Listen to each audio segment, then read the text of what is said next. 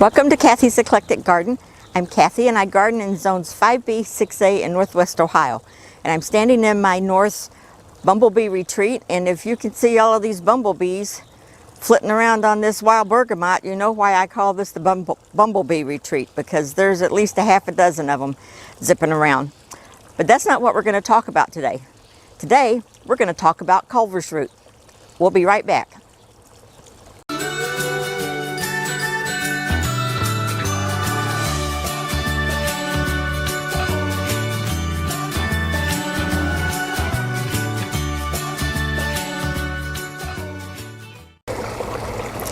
This is Culvers root, Veronicastrum virginicum, but I like to call it Culvers root. It's one of my favorite plants. I didn't know if I was going to like it at first, but I think it's very pretty when it gets in full bloom. And as you can see, it does look like a candelabra, and the bees just love them. Culvers root is native in my area and most of the eastern United States. It's a perennial and grows in zones 3 to 8. It likes full sun to part shade, and it blooms from June, depending on where you're at, from June or July until into September. This plant can get 3 to 6 feet high, and I'm gonna guess this one is an easy 3 feet, probably getting close to 4 feet, some of the taller ones. It can spread from 2 to 4 feet, and they should be spaced 4 feet apart. Now, I did not space mine that far apart. I had 4 or 5 plants in this area that I planted, and I probably planted them maybe a foot apart, but it's filled in nicely. This plant has average to high water needs, and like most all native plants, it is low maintenance. It can handle clay, loam, or sand.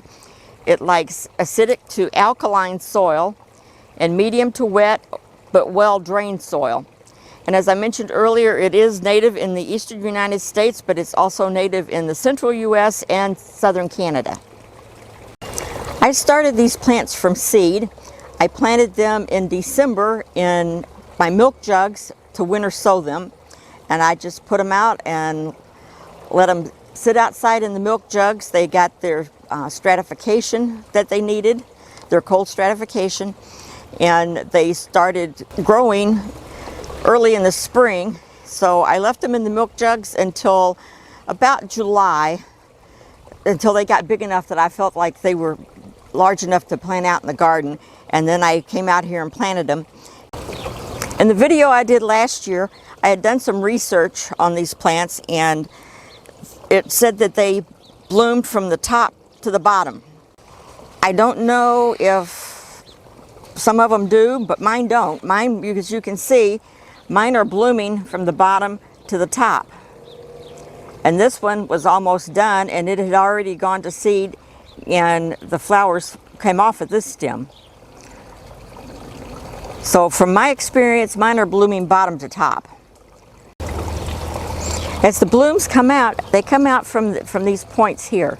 And you can see here, these are little flower blooms that are just coming out, and these have already come out, and they're starting to put some buds on. And as you go all the way down the plant, they come out like that. And so what I'll be doing is cutting them off as they die back.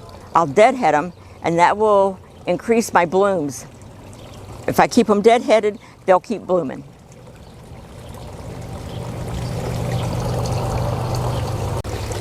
As you can see, all of my flowers are blooming in white, but according to my research, they can take on a purple hue, and they may bloom blue or pink if they hybridize with a Russian variety.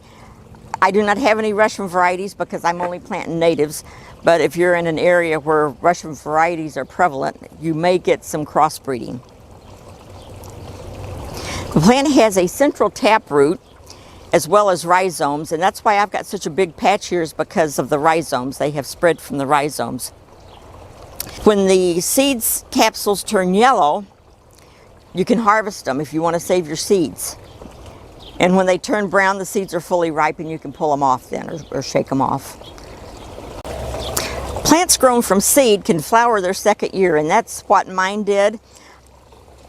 I can't remember for sure, but I think towards very late fall, I might have had 1 or 2 very small flowers come out, but it never fully bloomed. It didn't have time to fully bloom.